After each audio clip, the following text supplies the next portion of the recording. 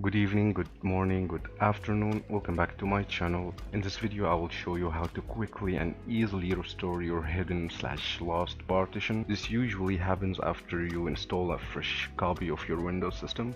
This happened back in the days when I installed Windows 10. Now it happened again.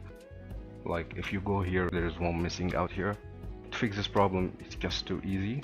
Just go to your search bar, type partition or create and format hard disk partitions. Click on it. This window will pop up. You can easily see all of your partitions and everything like USB, everything related to basically size on your PC. As you can see, this one doesn't have any like letters like this one. There's like almost 500 gigabytes that's just lost. In order to fix this issue, all you need to do is locate your hidden partition or lost partition. Right click on it, change drive letter and path, click add, choose the letter you want. To me it was my G.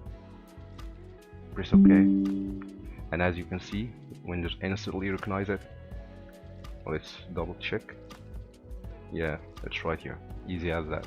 If your problem is solved very quickly and easily, make sure to subscribe for more easily and quickly fixes in the future. And if you're still facing the same issue, let me know down in the comments and I'll try my best to help you out.